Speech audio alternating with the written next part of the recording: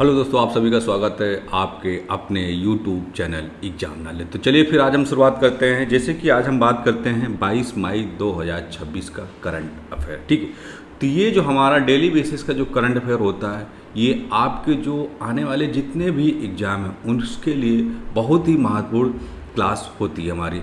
तो प्लीज़ आप लोग हमारे साथ शुरू से लेकर लास्ट तक ज़रूर बने रहिए। चलिए शुरुआत करते हैं, देखते हैं कि हमारा जो पहला क्वेश्चन है वो कौन सा है। ठीक है, अगर हम देखते हैं कि अगर करंट रिसोर्सेज की अगर बात करें तो हम जो करंट का जो रिसोर्सेज है वो 3 न्यूज़पेपरों से लिया जाता है। ठीक है, number 1 the Hindu, number 2 Dainik Jagran, number 3 the times of India. ठीक है, तो इन 3 न्यूज़पेपरों से करंट का सोर्सेस जो है वो लिया जाता है। इसलिए कहते हैं कि हमारी जो करंट की क्लास होती है वो आपकी जो कम्पिटिटिव एग्जाम है उसके लिए बहुत ही महत्वपूर्ण होती है। ठीक है, तो चलिए टाइम वेस्ट न करते हैं, देखते हैं कि हमारा जो पहला क्वेश्चन है करंट का वो कौन सा है। ठीक है, तो जैसे कि पूछा जा रहा है कि हाल ही में किस निजी क्षेत्र की रक्षा कंपनी ने उड़ीसा में चांदीपुर में सूर्यास्त्र लंबी दूरी के रॉकेट सिस्टम का जो है वो सफल परीक्षण किया है। ठीक है, तो इसमें ये पूछा जा रहा है किस निजी क्षेत्र की रक्षा कंपनी ने उड़ीसा के चांदीपुर में सूर्यास्त्र लंबी दूरी के जो रॉकेट सिस्टम है उसका क्या है सफल परीक्षण किया है। ठीक है, तो इसका जो सही आंसर होगा वो होगा ऑप्शन नंबर बी, यानी कि नीवे लिमिटेड ने क्या किया है। नीवे लिमिटेड एक कंपनी है निजी क्षेत्र की। ठीक है, तो उसने क्या किया कि उड़ीसा के जो चांदीपुर में है सूर्यास्त की एक जो लंबी दूरी रॉकेट सिस्टम है उसका क्या है एक सफल परीक्षण किया है। ठीक है, तो इसमें क्या कि भारतीय रक्षा विनिर्माण यानी कि डिफेंस मैन्युफैक्चरिंग में निजी क्षेत्र की भागीदारी को बढ़ावा देते हुए नीवे लिमिटेड ने क्या किया कि उड़ीसा के चांदीपुर में एकीकृत परीक्षण रेंज यानी कि ITR में अपनी स्वदेशी सूर्यास्त्र लंबी, ठीक है, ये जो मिसाइल है स्वदेशी, ये है सूर्यास्त्र लंबी दूरी के रॉकेट सिस्टम का जो है वो एक सफल परीक्षण किया है। तो यह जो प्रणाली है ये 150 किलोमीटर से 300 किलोमीटर की रेंज की वेरिएंट में सटिंग मार करने की जो है वो पूरी तरह सक्षम है। ठीक है, कितना यानी कि 150 से 300 किलोमीटर की रेंज में वेरिएंट में ये सटिंग मार करने की जो है वो क्षमता रखती है। ठीक है, अब हम बढ़ते हैं, हमारा जो अगला क्वेश्चन है कौन सा राज्य कैबिनेट स्तर पर आर्टिफिशियल इंटेलिजेंस यानी कि AI की बात करें तो कौन सा ऐसा राज्य जो कैबिनेट के स्तर पर यानी कि आर्टिफिशियल इंटेलिजेंस के लिए एक समर्पित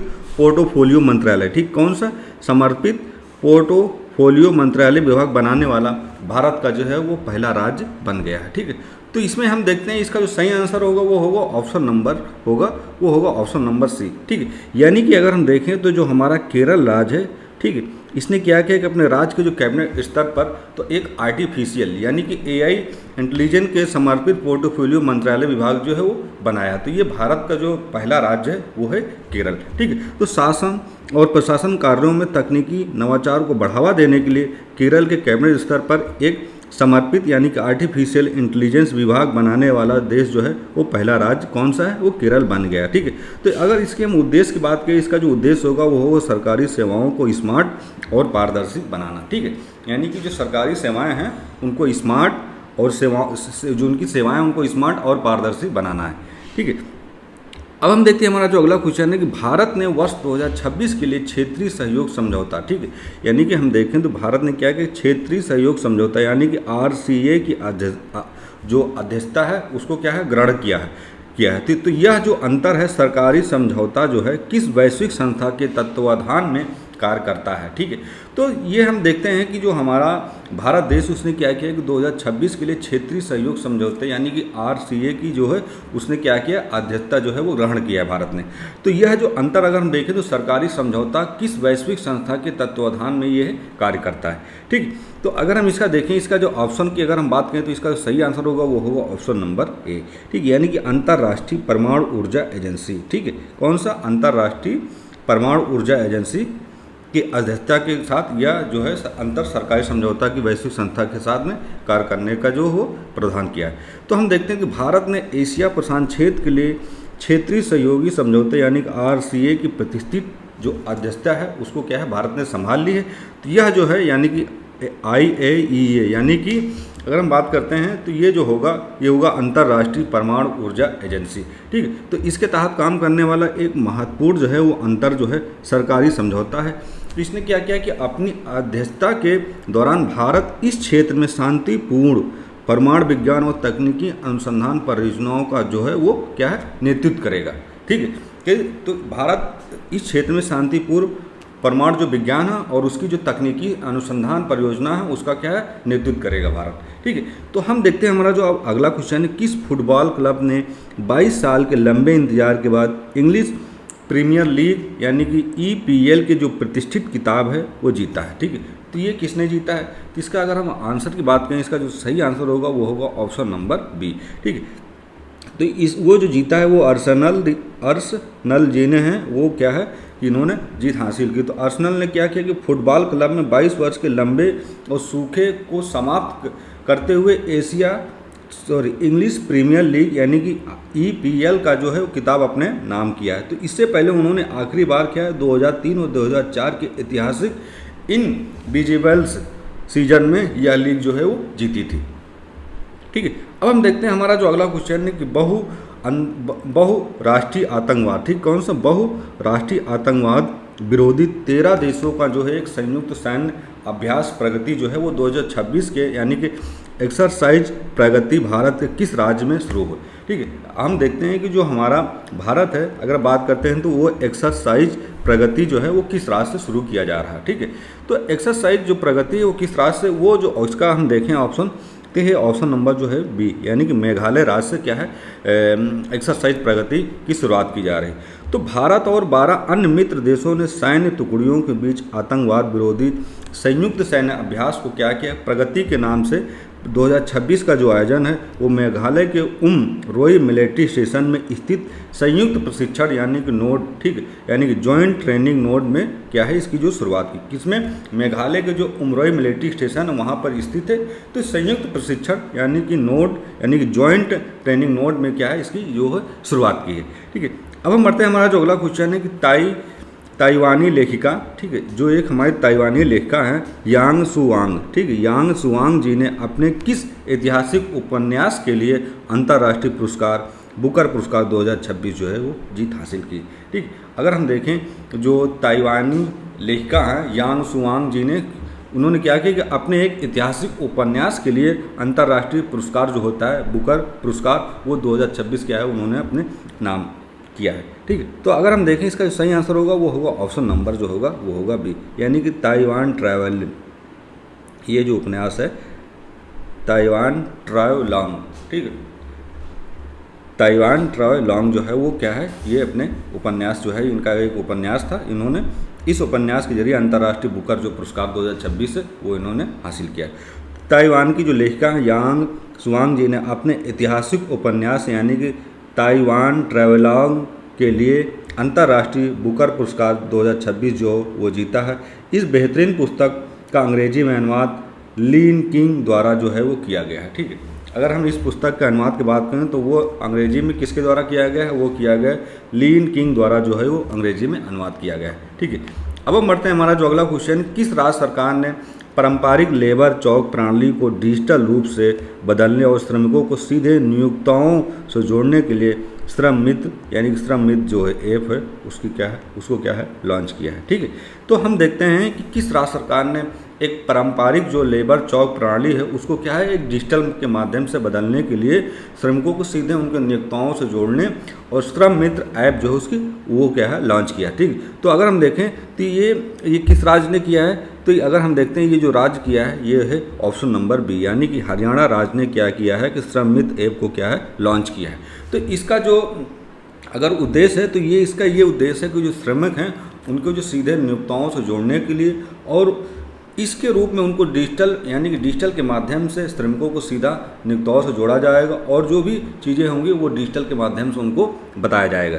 तो ये इसका उद्देश्य है।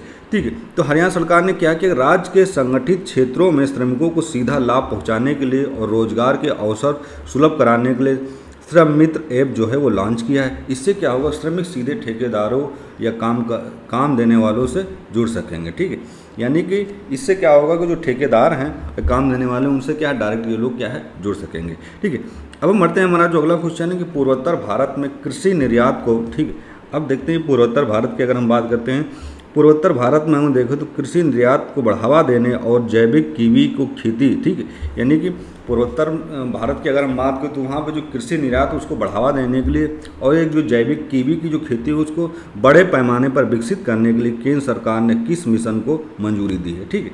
यानी कि अगर हम देखें पूर्वोत्तर भारत की बात करें तो वहाँ पर कृषि का जो निर्यात है उसको बढ़ावा देने के लिए और एक हमारी जो जैविक खेती होती है यानी कीवी की खेती को बड़े पैमाने पर विकसित करने के लिए केंद्र सरकार ने क्या है कि अपना मिशन जो है वो लॉन्च किया है, उसकी जो है केंद्र सरकार ने क्या है मंजूरी दे दी, ठीक है।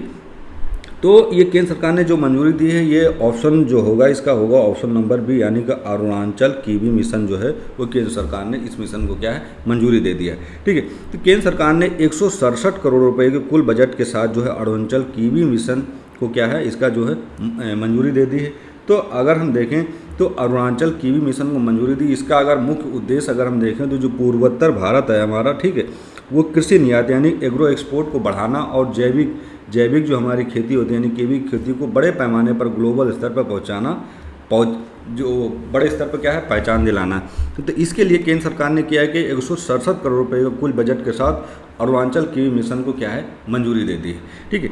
तो अब हम बढ़ते हैं, हमारा जो अगला क्वेश्चन है कि रक्षा सहयोग और वैश्विक सप्लाई चेन को, ठीक है, यहाँ पे यानी कि रक्षा सहयोग और वैश्विक सप्लाई चेन को मजबूत करने के लिए, ठीक है, तो मजबूत करने के भारत और किस देश ने आपसी द्विपक्षीय व्यापार 2029 तक बढ़ाकर 20 अरब यूरो तक पहुंचाने का जो साझा रोड मैप जो है वो तैयार किया, ठीक है। तो भारत ने किस देश के साथ ये साझा रोड मैप तैयार करने का जो दिया है, तो इसका हम देखें अगर इसका हम सही आंसर की बात करें तो वो होगा ऑप्शन नंबर होगा सी, यानी कि इटली के साथ जो है वो भारत ने क्या किया है साझा किया है, ठीक है। तो भारत और इटली ने रणनीतिक साझेदारी को आर्थिक संबंधों को एक नई ऊंचाई देने के लिए द्विपक्षीय, ठीक है, कौन सा द्विपक्षीय व्यापार को वर्ष 2029 तक 20 अरब यूरो तक पहुंचाने का एक महत्वाकांक्षी रोड मैप जो है वो तैयार किया, ठीक है। यानी कि भारत और इटली ने क्या किया कि रणनीतिक साझेदारी और आर्थिक संबंधों को एक नई ऊंचाई देने के लिए क्या किया है कि भारत और इटली ने द्विपक्षीय व्यापार को वर्ष 2029 तक यानी कि अगर हम बात करें तो 20 अरब यूरो तक पहुंचाने का एक जो लक्ष्य है, एक जो रोड मैप है वो तैयार किया गया है, ठीक है। अब हम देखते हैं हमारा जो लास्ट क्वेश्चन है कि ऊर्जा आत्मनिर्भरता को बढ़ावा देने के लिए किस राष्ट्रीय संस्थान ने आधिकारिक तौर पर भारत में E30% एथनॉल मिश्रित पेट्रोल के लिए एक नए व्यापक मानक जो है वो जारी किया गया है, ठीक है।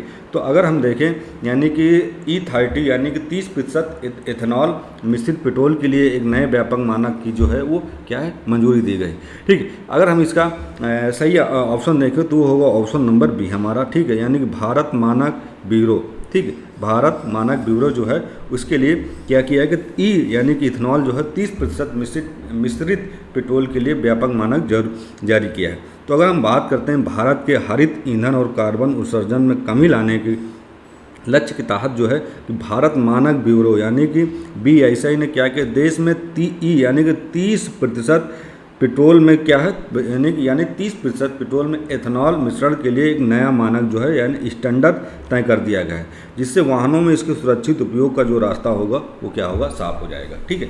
तो आज हमारा जो करंट का जो क्लास थी यानी कि 22 मई 2026 की, तो वो फाइनली कंप्लीट हो गई है।